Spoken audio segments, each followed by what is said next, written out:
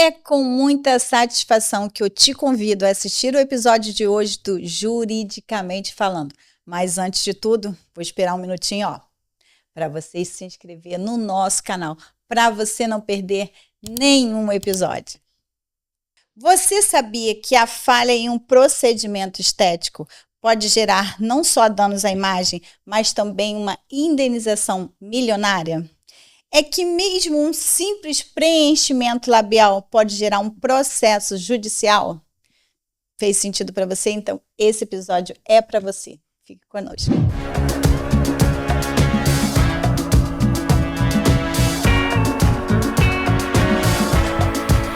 Hoje vamos falar até onde a responsabilidade dos médicos e profissionais da beleza e que cada um pode se proteger juridicamente. E trouxemos para conversar conosco a doutora Juliana Sandi, que hoje é especialista no assunto. Muito obrigada por sua presença. É um prazer estar aqui. Estou muito feliz de conversar com esse tema tão relevante agora, né, nos dias atuais, com o aumento da harmonização facial. Então, acho que a gente tem muita coisa para conversar. Com certeza. E a palavra é prevenção, né?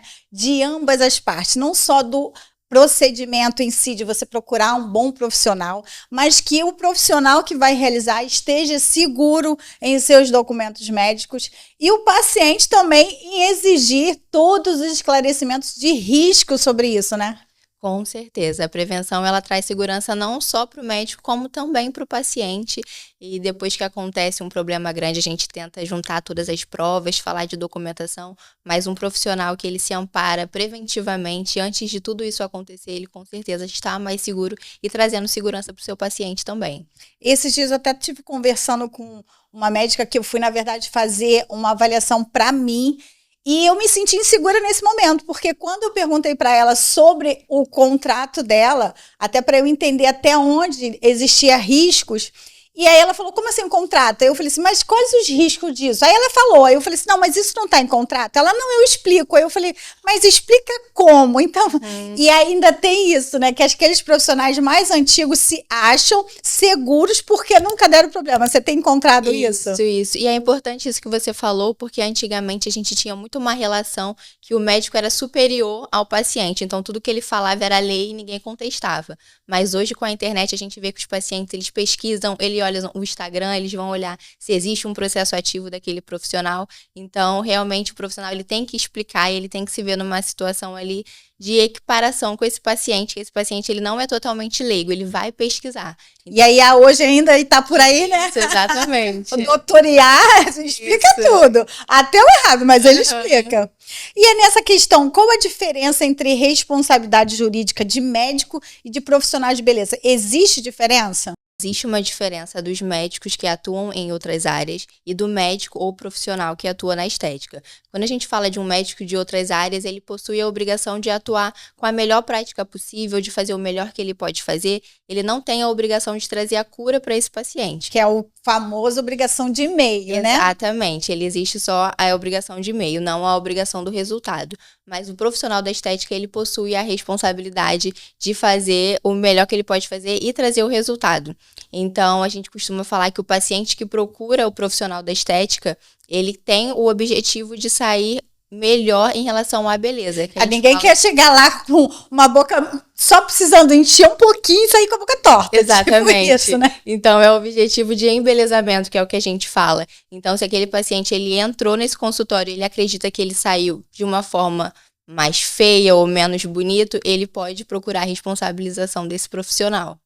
Isso é até um esclarecimento, acho que muito importante, porque ainda tem essa questão do que, não, médico é obrigação de meio. Então, é diferente se você teve uma cicatriz de uma cesárea que não ficou tão bonita, que estava ali, precisava de uma urgência, de repente o médico não cortou tão fininho, porque o importante ali era salvar a vida da criança, do que exatamente você fazer um procedimento no rosto, que você queria ficar mais bonita e sair com a boca torta, né? Exatamente. Um procedimento com objetivo puramente estético, ele precisa alcançar o objetivo da estética, né? Quando a gente fala de um procedimento procedimento de urgência, de emergência, da vida da pessoa, o objetivo é unicamente salvar a vida ou o meio do procedimento, né? Não necessariamente a cura, não necessariamente o embelezamento. Mas quando a gente fala de estética, ele precisa observar esse resultado. Então, o médico comprovar apenas que ele usou a melhor técnica possível não é o suficiente para tirar a responsabilidade dele. Então, é uma situação bem séria. Em que situações eles respondem civilmente, criminalmente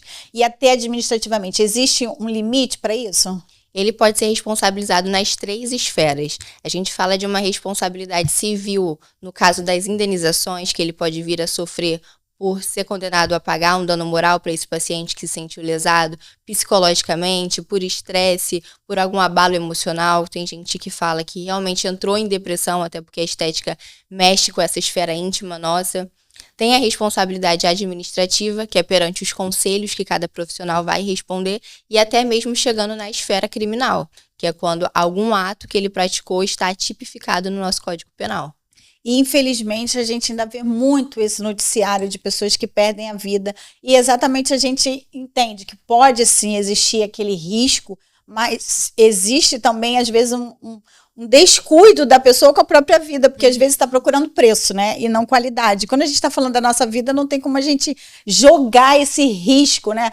Eu digo que eu tenho processos de médicos com reincidência, e eu fico pensando sobre isso. Eu falo, cara, será que a pessoa não pesquisou nada sobre isso, né? Não, foi naquele ali, não, o preço tá bom. Não, mas tem preço para sua vida, às vezes as pessoas esquecem disso. E aí entra até uma questão quando a gente fala sobre consentimento. Até que momento, até que ponto é necessário que o profissional esteja amparado nessa questão de procedimento? Existe a documentação, resguarda ele? O que precisa ter nesse documento? Assim, eu, como paciente, o que eu tenho que me preocupar em relação a isso? O termo de consentimento é extremamente importante, tanto para esse profissional quanto para o paciente. É um termo que o profissional está garantindo que ele explicou de uma forma detalhada, que ele foi transparente, que ele falou tanto quanto sobre os riscos, sobre o que pode acontecer nesse procedimento, sobre o pós-operatório, quanto tempo vai demorar, como vai ser esse resultado. Então, esse termo ele garante uma segurança para o profissional, como também para esse paciente. Ele tem valor jurídico? Ele tem valor jurídico, mas a gente precisa também lembrar que esse termo e os contratos relacionados é uma relação que é aplicada ao Código de Defesa do Consumidor. Então, também é um detalhe que é importante que o profissional tenha atenção. Porque, na verdade, na interpretação do consumidor, a gente vai olhar a hipossuficiência técnica desse paciente, né? Exatamente. O consumidor ele é hipossuficiente tecnicamente. Então, se a gente tiver uma cláusula ali abusiva ou que o judiciário entenda que não é válida para esse consumidor, que ele assinou, mas que ele não teve consciência completamente. É porque também tem uma questão, acho que sensível. É considerado que ele assumiu o risco? É possível interpretar que ele assumiu um risco de um procedimento? A gente pode falar que ele teve consciência de tudo que poderia acontecer, claro, sem falar de algum erro técnico que pode ter acontecido como profissional, mas ele precisa ter consciência de tudo que poderia ter acontecido nesse procedimento e isso precisa estar registrado. Mas se ele assumiu esse risco e ainda assim ele ingressa com uma ação dizendo, não fiquei satisfeito? Ele pode ingressar com a ação. A gente costuma falar que a nossa atuação como advogados nessa parte preventiva, ela vai garantir que esse profissional esteja bem amparado caso ocorra um processo.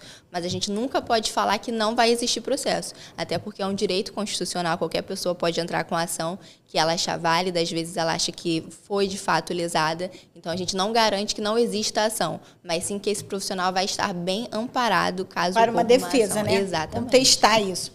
E quando o cliente sai insatisfeito, mas o procedimento foi tecnicamente correto, isso é um dilema comum? É uma linha tênue, né? E é por isso que é tão importante toda a documentação e todas essas provas de uma maneira estratégica, porque existe uma diferença entre um erro médico, um erro de procedimento, mas um erro técnico. Às vezes, esse profissional fez o melhor que ele podia dentro da realidade daquele paciente, mas esse paciente não ficou satisfeito. Às vezes é exatamente quando a gente já fala sobre um erro médico, estético, sim, ou às vezes um mero resultado insatisfatório, né? Porque também às vezes a pessoa quer chegar lá e ficar com a cara da Angelina Jolie, né? E não dá, né? Eu acho que eu até oriento às vezes o profissional, tem paciente que é melhor você dispensar, porque ele já está com uma expectativa que ele não vai atingir. E aí também é a segurança, né? Porque nós fizemos esse trabalho jurídico, a gente precisa, inclusive, colocar limite para ele. Não promete que você não pode cumprir, Exatamente. Né? Então, o profissional ele tem que ter esse feeling, né? De identificar quais são os pacientes problemas. Que a gente já vê, às vezes, tem um paciente que chega com uma expectativa irreal, assim, que não existe, que não tem como alcançar de maneira alguma com as melhores técnicas.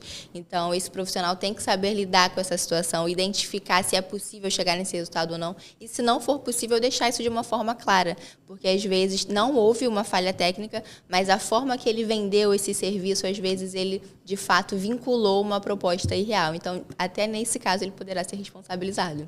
E até que ponto a expectativa do cliente influencia nessa questão da judicialização? Exatamente. Essa expectativa vai influenciar demais e a gente vai precisar diferenciar se isso foi de fato vendido e apresentado para esse paciente. Então, na verdade, o que vai fazer diferença é o que foi ofertado, né? Exatamente. Porque a expectativa pode ser própria, mas não foi vendido aquela expectativa que ele queria, né? Exatamente, porque tem profissional que chega a postar nas suas redes sociais um resultado definitivo, um resultado que dura por um tempo além do que realmente dura. Até porque, às vezes, o paciente também não entende que existem outras técnicas agregadas. Esses dias até vi uma postagem falando sobre isso, que tinha uma imagem até da Virgínia lá, e o profissional falava isso. Gente, não adianta você querer só uma coisa para você ter esse corpo aqui. Você precisa, além disso, você tem isso.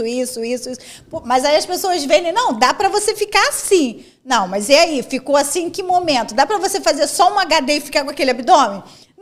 Exato. Não é por aí, né? Exatamente. E isso a gente vai diferenciar do que foi passado para esse paciente. Então, se o profissional ele tem provas suficientes para demonstrar que o dever dele de informação ele cumpriu. Quando a gente fala de processo, a gente pensa logo nas indenizações. Mas quais são os tipos de danos mais frequentes nesses casos? Nesses casos, a gente consegue aplicar o dano moral, o dano material e o dano estético. E esses 3 danos, eles podem ser aplicados juntos. Então, o dano moral, o paciente vai solicitar quando ele houve um gasto financeiro, de fato, ele precisou pagar alguma medicação, às vezes até um outro procedimento ou outra cirurgia reparadora. Então, ele pede que o profissional supra com esse gasto. Tem o dano moral, que é realmente por esse estresse, esse abalo psicológico. Às vezes, síndrome do pânico, ansiedade, problemas psicológicos são frequentes nessas situações. E até pelo tempo desprendido também, na expectativa gerada. E, por fim, tem o dano estético, que é, às vezes, uma deformação que ficou nesse paciente, uma cicatriz muito exagerada. E, às vezes, irreparável até, né? Porque tem situações... Eu tenho uma conhecida que fez uma questão do queixo e ficou com uma cicatriz, uma queloide horrível. E, assim, ela tá num desespero. E até uma questão assim, que ninguém vê, literalmente, porque o queixo está alinhado, não vê. Mas se fizer assim... E ela tá num desespero. Eu falei, calma. Não, eu tô dizendo... Não, calma. E aí é exatamente aquela coisa que... para ela atingiu de uma forma que não me atingiria. Então, a gente tem que, inclusive, pensar ao ponto que atingiu aquela pessoa ali, né? Exatamente. Tem pessoas que realmente o procedimento é a realização de um sonho. A pessoa, às vezes, juntou dinheiro por muito tempo, ela planejou, ela teve uma expectativa. Então, quando ela vê que aquele objetivo não foi alcançado, de fato, atinge a esfera emocional, com certeza. E a gente se coloca no lugar, né? Porque, principalmente nós mulheres, a gente adora um espelho, né? Imagina você olhar lá e não se reconhecer depois de quando você, na verdade, queria ficar mais bonita. E os tribunais têm fixado esses valores com que parâmetro? Eles costumam fazer num parâmetro de equiparação. Eles analisam outros casos similares ao que aconteceu, eles verificam a condição econômica tanto do paciente quanto desse profissional, eles verificam tudo o que aconteceu, o abalo emocional, até que ponto foi o erro desse profissional, porque o objetivo do processo também não é enriquecer a outra parte, a gente não está visando lucro, mas visando, de fato, indenizar o ocorrido. E eu digo até que existem muitos pacientes que, de fato, criam ações, né? Que eles vão na intenção de já ganhar o próximo procedimento, né? Isso é um alerta que eu acho que os profissionais também precisam entender, e eu falo muito isso, que hoje o perfil do cliente, do paciente, do trabalhador é diferente. A globalização abriu essa visão. Não só como questão de conhecimento técnico, né, que as pessoas hoje procuram saber, mas também com a maldade, né, que eles cavam realmente umas ações. A gente sabe que isso acontece. E existe uma diferença de responsabilidade de uma clínica e de um profissional autônomo? Existe diferença. O profissional autônomo ele vai ser responsabilizado pelos atos que ele praticou. Mas a clínica ela pode ser responsabilizada pelos atos do profissional que atua nessa clínica. Então, mais uma vez, acende aí uma luz de observação para clínicas que precisam estar resguardadas, sabendo sobre a responsabilidade de cada um, fiscalizando, tendo gestão sobre seus profissionais. Você até já falou um pouco que esse procedimento estético às vezes pode gerar esfera criminal, mas existe a partir de um momento ali que, não, isso aqui já se tornou um crime?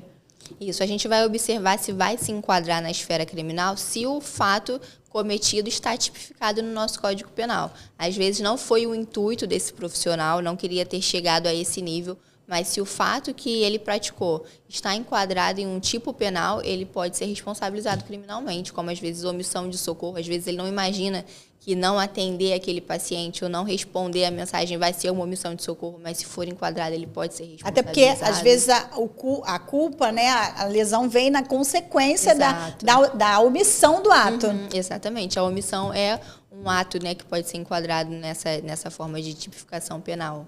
E como funciona nos conselhos das questões administrativas? O conselho ele tem a responsabilidade de fiscalizar. Então ele vai. Porque antigamente a gente estaríamos falando só do CRM, mas hoje a gente está falando do CRO e vários outros conselhos estéticos que hoje abrangeu nas questões quando a gente fala que a estética hoje tem vários outros profissionais que também estão qualificados a praticar, mas também tem um limite de cada profissional, né? A questão evasiva, tudo isso hoje é muito debatido. Mas a gente sabe também que o profissional, às vezes, extrapola a sua competência técnica, né? Exatamente. Cada profissional vai ter o seu conselho vai distinguir a competência de cada um. Às vezes, um profissional médico ele vai ter uma liberdade maior de atuar em procedimentos mais invasivos. Então, o conselho ele está bem em cima atualmente, até em questão de redes sociais, de fiscalização de clínicas. Então, ele tem, de fato, a responsabilidade de fiscalizar se esse profissional está atuando com ética e dentro dos padrões permitidos pelo conselho. E aí, se a gente pegar um profissional que, na verdade, não tem essa formação, mas está atuando como? Ele também vai responder dentro do conselho ou não? Dentro do conselho ele não vai responder, porque ele não é um profissional atuante daquele conselho, mas a gente precisa lembrar que qualquer pessoa pode responder civilmente. Então, ele pode ser condenado a uma indenização ou responder perante aquela pessoa, como também pode ser responsável criminalmente, às vezes por falsidade ideológica ou por praticar o exercício ilegal da medicina, falando que ele é médico ou que ele não é. Então, ele não vai ser responsabilizado dentro do conselho porque não está na competência dele, ele não é um profissional da área, mas ele pode ser responsabilizado civilmente. E nessa questão, inclusive, a gente faz um alerta que existem muitos profissionais que fazem especializações em outros países e não validam dentro do nosso país. E isso também não deixa de ser uma falha, porque aqui, legalmente, no Brasil, ele não está qualificado, porque ele não foi validado o diploma dele. Eu peguei já algumas questões muito delicadas em relação a isso, porque o profissional, não, eu estou qualificado. Não está qualificado na Argentina. No Brasil, você não foi recepcionar o seu diploma, não é? Exatamente. Ele precisa seguir todos os critérios que o conselho do país, ou até mesmo o conselho regional, o que vai estipular, e ele precisa cumprir essas normas. Quais os riscos em descumprir as regras de publicidade médica hoje, considerando que as redes sociais estão aí bombando, né? A gente tem TikTok, a gente tem exposição online, a gente tem um antes e depois. Tem aquele profissional que faz a foto e já marca, né, o médico que fez, porque está achando que está podendo, e aí o médico pode repostar isso. Como que é essa situação? Sim, essa situação de publicidade tem sido um assunto extremamente delicado, até porque a gente tem agora uma resolução recente, né, de 2023. Então, a gente precisa lembrar que esse médico, quando a gente fala de contrato, a gente fala da aplicação do CDC. Mas quando a gente fala de publicidade, esse profissional ele não pode mercantilizar o serviço dele, que a gente está falando de medicina. Então, a gente não pode usar como uma moeda de mercantilização mesmo de fato. Então, ele precisa ter muito cuidado para divulgar os serviços dele dentro dos parâmetros da resolução de publicidade médica. Porque, como eu falei, né, o conselho está rigorosamente em cima desses profissionais. Então, algum erro, algum descumprimento, ele pode ser responsabilizado. E eu acredito também que é muito comum para os profissionais regulares, né, os médicos, eles se sentem, inclusive, em desvantagem, porque aí o conselho do biomédico é diferente de odontologia, que hoje a gente tem muita questão do que o dentista faz, muita questão de harmonização facial, e ele se sente, às vezes, desprivilegiado nessa balança aí, que o conselho de odonto deixa, mas o de medicina não, né? Sim, exatamente. Em relação a essas profissões e também em relação à especialidade, né? Nós vemos médicos que fazem a especialidade, procuram se especializar, estudar naquele sentido, e às vezes um médico que não tem nenhuma especialidade, mas quer divulgar aquele serviço como um médico especialista, então é natural que o conselho fique em cima e consiga diferenciar, até também para o paciente, né, para ele saber se o médico que ele está procurando é um médico que tem especialização naquela área, que ele tem conhecimento, né, capacidade. E o que o profissional precisa ter para dizer que ele é especialista? Só ter uma pós-graduação, por exemplo? Ele precisa ter o título, né, de especialização. E quando ele for um médico especialista realmente, depois que ele fizer a residência, aí sim ele pode colocar no perfil dele que ele é um médico especialista naquela área. Mas se ele fez apenas uma pós-graduação, se ele fez apenas um curso complementar, ele não pode se divulgar naquela especialidade. E como especialista. É uma coisa que acontece muito. Às vezes o médico não é especialista naquela situação, mas ele quer divulgar no Instagram, ele quer falar que ele é especialista. Então isso é uma coisa que o conselho tem ficado muito em cima. Esse marketing exagerado que gera aquela expectativa irreal pode ser usado contra o profissional em um processo? Pode ser usado, com certeza, né? Como a gente falou lá no início, eu não digo nem exagerado em relação a muitos posts, né? O médico ele pode fazer quantos posts ele quiser, mas ele precisa ter essa forma estratégica de atuar e não oferecer um resultado que ele não pode alcançar. Porque a gente vê muitos processos que os pacientes printam os posts, printam a divulgação que foi feita e falam, não, eu acreditei que eu chegaria naquele resultado porque foi isso que me foi ofertado. Então, ele precisa ter esse cuidado de alinhar a expectativa com esse paciente, não oferecer uma coisa que ele não pode alcançar, porque ele pode ser responsabilizado pelo Instagram dele. E até uma exposição desse paciente nesse sentido, né? Não, eu queria ficar assim e eu não consegui ficar ali. Prevenir, então, é sempre o melhor do que remediar. Isso a gente já sabe no campo jurídico. Exato. E, na prática, esses profissionais precisam fazer o quê para eles reduzirem esse risco? É sempre importante que ele tenha o cuidado preventivo, como a gente falou, tenha um apoio jurídico, um suporte de um advogado especialista nessa área, porque a situação acaba sendo um pouco desfavorável para esse profissional, porque ele tem a responsabilidade de comprovar, ele tem a responsabilidade de mostrar que ele prestou a informação, que ele fez o melhor que ele podia fazer. Eu acho que esse é o principal alerta, entender que a responsabilidade de provar a informação é do profissional. Exatamente. Então, a gente costuma falar, igual o exemplo que você deu, ela falou que ela informa, médica, né? Falou que ela informa. Mas como ela vai comprovar que ela informa? Ela tem o print da conversa serve? A gente costuma falar que no judiciário que não está em contrato, não está redigido a termo, ele não existe. Então não adianta ela mandar uma conversa no WhatsApp falando, olha, é melhor você fazer assim. Não, isso daí não vai ser utilizado. Não, você vai ter um trabalho muito maior. Nós como advogados vamos fazer o máximo que a gente pode, né? A gente vai juntar conversa de WhatsApp, vai tentar produzir aquela prova, mas um profissional que já tem tudo de uma forma segura, que ele tem um contrato que foi bem redigido para o termo específico, né, para o procedimento específico, mostrando os riscos daquele procedimento específico e não um contrato genérico que ele pegou no curso da faculdade, que ele pegou no Google. Porque nós vemos até isso. A minha irmã fez um curso recente, aí ela falou, não, teve uma advogada lá que já deu um kit de tantos contratos. Eu falei, hã? Como assim? Sim. O kit, ou seja, é o mesmo, todo mundo vai fazer a mesma coisa. Claro que não, mas aí a venda pode ser assim, como o contrato de internet. A gente vai para o genérico. Isso. E aí precisa lembrar que o genérico não te protege, né? E eu costumo falar também que quando a gente lida com pessoas, cada caso é um caso. Às vezes a gente acha que já vimos de tudo, que nada diferente pode acontecer, que aquele contrato está fechado. Mas vai vir um paciente diferente de tudo que você já viu e vai te trazer uma situação específica. Então, você ter ali um suporte jurídico que vai analisar aquela situação concreta e já vai te proteger antes de um possível problema acontecer, com certeza faz toda a diferença.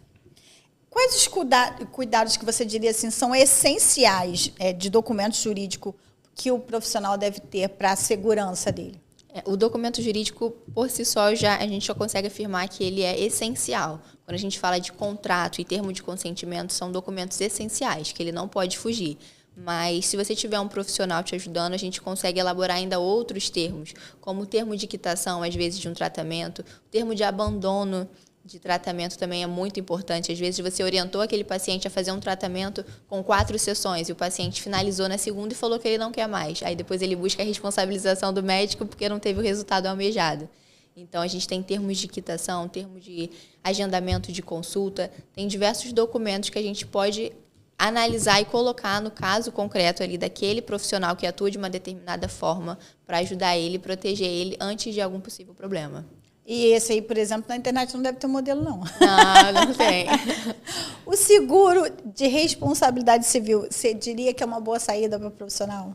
É uma boa saída, é importante e deixa o profissional mais tranquilo, porque a gente se protege, a gente procura boas práticas, sempre faz o melhor que pode fazer, mas erros acontecem, às vezes alguma coisa inesperada pode sair do controle desse médico. Então, o seguro de responsabilidade civil ele vai atuar nesse momento. Ele assegura, às vezes, uma indenização alta, às vezes, não necessariamente uma condenação, mas algo que foi estipulado com aquele paciente. Inclusive, até o pagamento desse profissional, né, que a necessidade de pagar um advogado, geralmente já está ali assegurado. Sim, às vezes uma nova cirurgia também reparadora.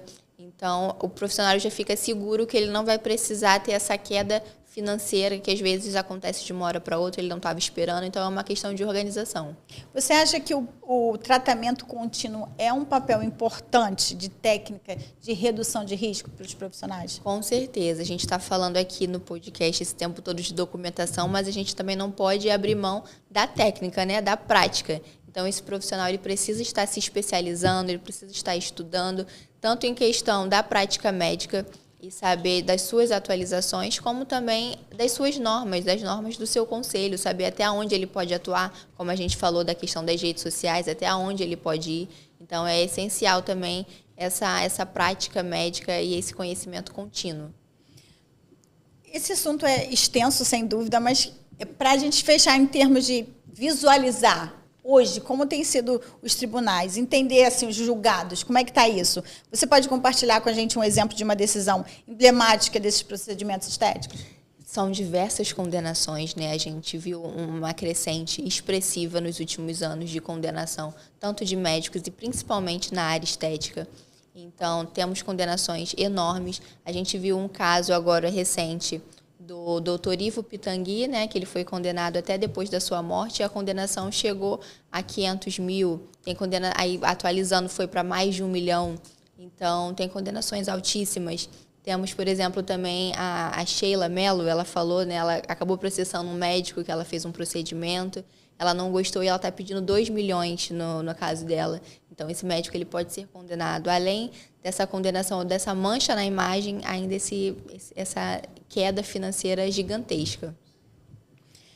Em que situações os juizados especiais têm sido acionados nesse caso? É possível você ir somente no juizado especial? Dependendo da situação, a gente consegue se socorrer do juizado especial. Às vezes é uma quebra de expectativa em relação a Instagram, em relação às redes sociais. Às vezes é uma cobrança também, uma cobrança financeira. Às vezes também só uso de imagem, né? Sim, exatamente. Tudo que for menos complexo, Exato. né? Que não precisa de uma perícia para comprovar. E essa questão pericial hoje tem sido um fator predominante de equiparações, até porque a gente sempre brinca, né, que os conselhos eles são unidos. É diferente, a gente até brinca que diferente da advocacia, os conselhos são unidos. E como é conseguir um parecer desfavorável de que, de fato, houve um erro? Como tem sido essa interpretação? Exato. A gente precisa, na maioria dos casos, a gente vai precisar da perícia técnica. Então, quando são casos que a gente precisa, que a gente está alegando uma falha na prática desse médico, a gente não vai conseguir acionar o juizado especial, né, que é o juizado de menor complexidade. Então, a gente vai para a vara civil. Então, a gente busca um profissional que não atue diretamente, que seja imparcial naquela situação, que ele analise a prática e se de fato ocorreu um erro médico. E ali ele vai poder falar tanto se houve um erro da prática médica e às vezes até estipular o percentual, por exemplo, do dano estético. Falar até que porcentagem que chegou esse dano estético, até onde essa pessoa às vezes teve uma falha ali em um membro, se esse membro vai voltar da forma que era antes. Então, o profissional perito também ele é fundamental. Você lembra de algum mito? Muito se fala, mas na verdade não é verdade? Eu acho que o maior mito é falar que a gente consegue blindar o profissional e que ele não vai ser processado. Isso é uma coisa muito vendida. A gente precisa sempre ter em mente da importância da atuação preventiva, que esse profissional precisa estar seguro, estar equiparado documentalmente, mas não que ele não vai ser processado. É verdade. E uma verdade? Uma verdade é que o documento tem validade jurídica, né? A gente costuma falar que no judiciário, às vezes, você se equiparou ao máximo, você tem seus documentos e você não ganhou, você não teve seu direito reconhecido. Mas a gente tendo uma organização ali administrativa e preventiva, com certeza você vai conseguir êxito na sua ação. Tem alguma coisa que você acha muito importante que eu esqueci de perguntar? Eu acho que a gente conseguiu abranger bem, falar sobre essa documentação, essa atuação preventiva, que eu acho que é o mais importante, e do cuidado, porque essa segurança não é apenas para o médico, não apenas para o paciente, mas é uma segurança da relação médico e paciente. Quando a gente fala de estética, saúde, o direito caminham juntos, né? O que fica claro é que do consultório ao salão, a prevenção é sempre o melhor remédio, né? E, acima de tudo, informação, transparência são as maiores aliadas dos profissionais. No fim das contas, não é só sobre beleza, mas sobre a responsabilidade e confiança que precisa existir entre o paciente e o profissional, né? Com certeza. Como na relação do advogado e do cliente, que é fundamental que tenha confiança, é extremamente importante também que entre o paciente e esse médico haja confiança e transparência. Muito obrigada pela sua participação. Tenho certeza que nós conseguimos esclarecer muitos pontos. Eu que agradeço. Estou muito feliz de ter participado. Eu tenho certeza que esse episódio trouxe muitos esclarecimentos para todos, não só para os profissionais da área que atuam entendendo as suas responsabilidades, mas também para os pacientes entender a importância das informações, da transparência, da relação do que você está contratando. Mas se ainda assim ficou alguma dúvida, você pode colocar aqui a sua pergunta, que iremos responder a todos. Nos sigam nas redes sociais, doutora Isabel, doutora Juliane e o Juridicamente Falando, para você não perder nenhum episódio.